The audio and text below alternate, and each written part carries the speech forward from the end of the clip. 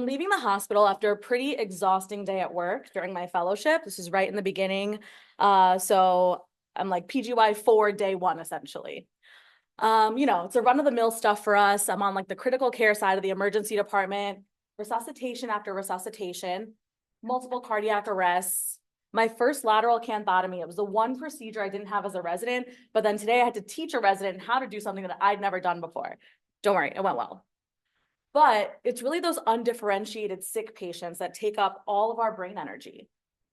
I'm exhausted and I'm starving. And I think I ate a slice of cheese from an ED sandwich a few hours ago, but that was it for the day. So I have no financial disclosures, and I thought about what I had in my fridge, which is really just champagne, an aioli spread, olives. I wanted to cook something for myself though. Like take something out of the freezer, pop it in the air fryer, eat it 7 minutes later, something that's fresh and non-door dashed. Something I haven't done in a very long time. So I stopped at a frozen food section at a grocery store on my way home in Brooklyn, which is not for the weary. I found myself staring at the endless variations of cauliflower tempura, the butter sage gnocchi. Most of you probably know what grocery store I was in by that explanation. And the colors of the packaging blend together, creating a blur in my mind. I just could not make another decision that day, no matter how simple it was, like choosing what to have for dinner. Even though I was able to make split-second decisions without any hesitation at work, teach residents procedures in a high-stakes environment, manage some really, really sick patients, but now I felt paralyzed. And not knowing how much time had passed, maybe even 10 minutes had gone by, a woman snapped her fingers in my face and said, "Hey, lady, you've been in the way for a while now. You need to move."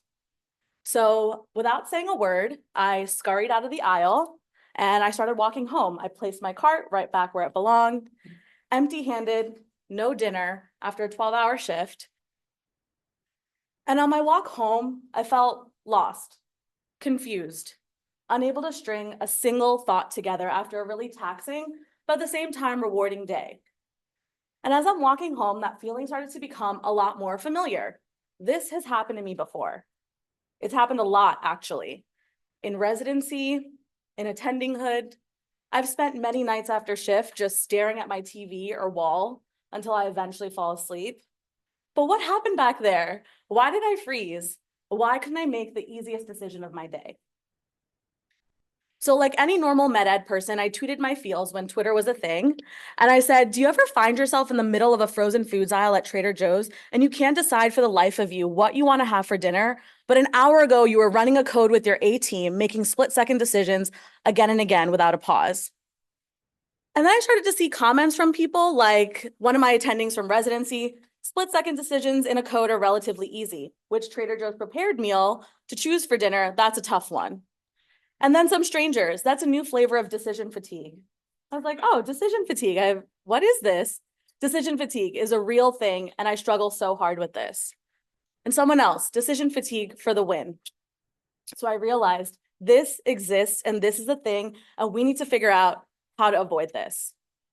Every single day, we are faced with a steady stream of choices, whether it's in the resuscitation bay, in the frozen food aisle at Trader Joe's, while caring for our families, making decisions for our parents, our children, or even in our own closets deciding what to wear. Decision fatigue can make us feel overwhelmed, anxious, and impede our ability to make effective and rapid choices under pressure. And if you think I'm still making things up or you're a numbers person, trust me, there's a study on this. So in 2011, they performed a study on Israeli judges offering parole. And the judges had 2 daily food breaks, and they broke up their deliberation sessions into 3 sessions. And they found that the percentage of favorable rulings dropped from 65% all the way to 0 in between breaks. And then it went right back up to 65% afterwards.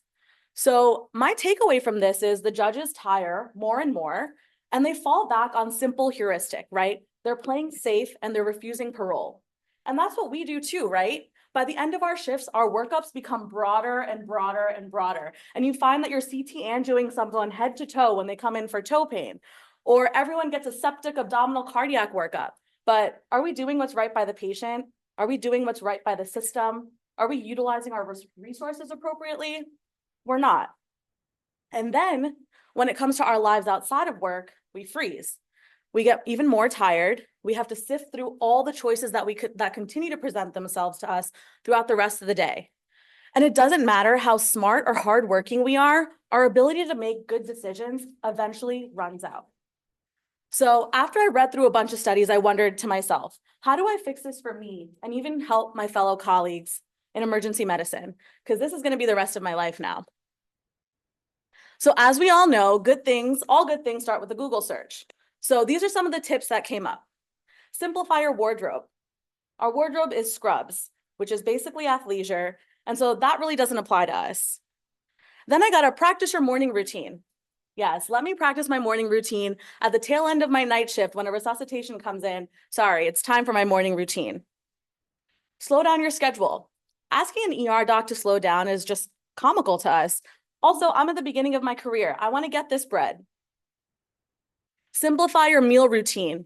Okay, there may be some merit to this, but if I have to eat something for the third time in a row, I'm not eating it. So this also doesn't apply to me. So I think emergency physicians deserve advice catered to the unique demands of the emergency department and our lives. So I'm going to give you 5 practical tips to turn your fatigue into flow.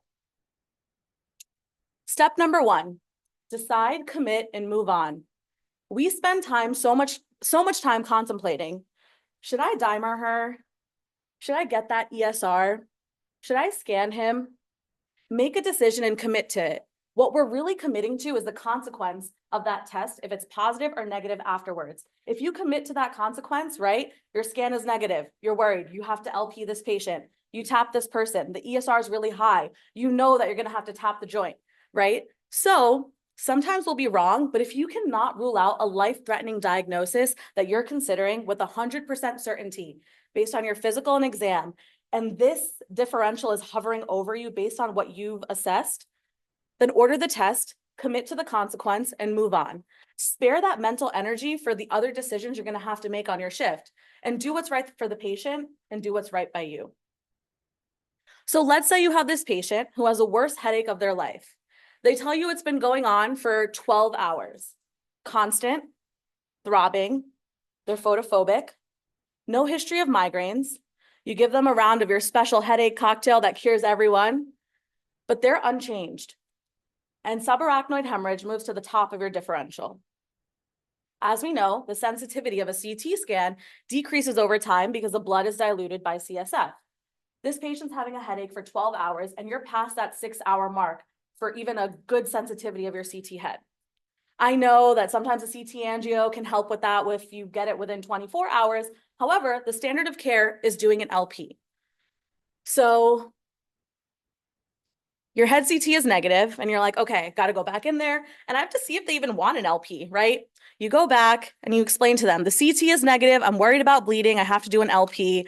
And sometimes we don't realize, but we're not as objective as we need to be when we're talking to them about this, right? Because we have all these other things that are on our list that we have to do. So I love to be in the back of the room and just watch how a resident gets consent, because sometimes I point out like, hey, this wasn't completely objective. Let's rephrase this, right?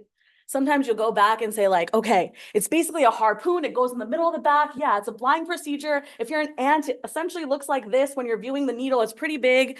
And then you walk out and then you realize that you don't really feel good about what you just did, right? Because it's not what's right for the patient. So fully commit to the test that you're doing, the consequence that comes if that test is positive or negative, and move forward to continue the other tasks in your day. Sorry, I moved too late. Oh, okay. Step number 2, spend less time worrying and more time doing. We are trained to have backup plans for most situations, but obstacles that are out of our control still arise all the time. And I used to find myself getting overwhelmed by the thoughts on all the things that could possibly go wrong. And I see residents doing that too. So don't overwhelm yourself by thinking about the potential obstacles beforehand. Just be prepared to act immediately as they arise. And we're basically Avengers, right? A lot of other specialties might run the other way. People not in our field might run the other way, but we always rise to the occasion every single time. If you do have an experience at work where you realize you weren't really prepared for the next step or you kind of froze up, Go home and come back with 10 backup plans that you're going to do the next time that you're faced with the same situation. Make sure that you have that plan every time something fails or something unplanned arises. And now you'll know that you have full control of the situation and you did everything that you could. I like to think about this graph that I saw online when I was looking at doing some research on decision fatigue. And this reminds me of situations in the resus or trauma bay all the time throughout residency, fellowship, sometimes even now, where let's say you get a call, you get a notification saying that, hey, there's a patient with a GCS of 13. There was a lot of blood on the scene. He's bleeding from his head. He's very agitated right now. So you're getting your trauma bay set up and that patient comes in and he's thrashing around. You give it a little bit of time, you do your primary survey, and then he starts to get better. He's following commands, he's more calm, you're able to verbally de-escalate. So you decide that like, I'm probably not going to intubate this patient. I think he's doing okay right now.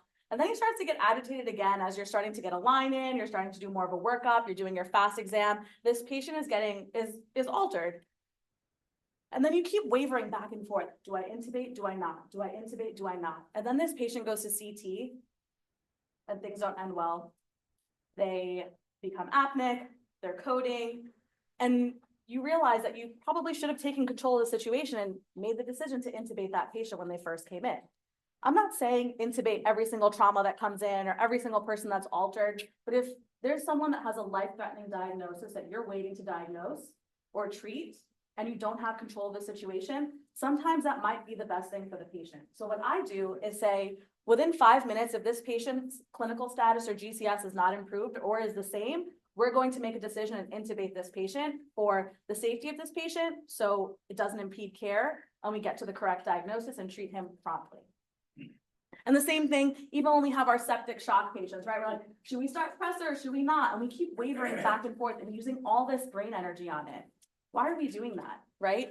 Make the decision in 10 minutes. If this patient's vitals are unchanged after we start this bolus of fluids, we're going to start pressors on this patient. Worst case scenario, they actually get better and then you get to turn the pressors off. So instead of wavering back and forth, save that energy for something else like your undifferentiated sick patients or whatever else may come on shift. The next thing is ask yourself this or that. Minimize the open-ended questions when you go home. So what I like to do is I ask myself, do I want Mexican or Italian? Do I want takeout or leftovers? If you ask yourself those open-ended questions of what should I have for dinner, it is so overwhelming to run through all the possible options. So if it's deciding what to watch on TV, ask yourself, comedy or drama? Studies have shown that unlike open-ended questions, binary questions are a lot easier to answer, especially when you're exhausted. So this way you've already narrowed down a lot of your options for your brain to sort through, and it makes it much quicker to make a choice. And then this could be you present with your family in the future, having dinner with your kids, having dinner with your partner, or whoever it may be, with your friends, and you're fully present because you have that energy that you saved, not wavering. And the next thing is your routine will reduce decision fatigue. It's really hard to have a daily routine as an ER doctor, right? Our shift times change all the time. So it's important to consider creating a sleep and wake up routine. This could be like a 10-minute routine or a 15-minute routine or even an hour. And when an action becomes a part of your routine, you no longer have to dedicate energy from your internal reserves. So you can save that energy for your family and for your patients when you're at work. So this is my sleep routine. If your sleep routine is shower, eat, watch a show, text a loved one, sleep, then make it a habit to do that daily, especially on the days that you're working. The more we do these routines, even after a night shift, our brains will be ready for sleep time, and you can save your mental energy for the next day. So you can be fully present for your patients, you can do what's right for them, and you can be present for your loved ones too. And then lastly, check in on yourself. Maybe you try out a few of these things and you feel like they're working really well for you, but then you go on an off-service rotation that might have a more demanding schedule, or you have a deadline coming up for a presentation or a research deadline. See what's working and see what isn't. See if you can tweak one of these things. Maybe you take one of these things out for now, or maybe you add one of them to see if it helps you. So make sure you check in and see if something's working right or it's not. And then lastly, just to review, when you're on shift, I want you to decide, commit to the consequence and move on. Spend less time worrying, more time doing, be proactive. Try to ask yourself binary questions after work. Obviously, unless there's something really important and urgent that you need to get to, that's a different story.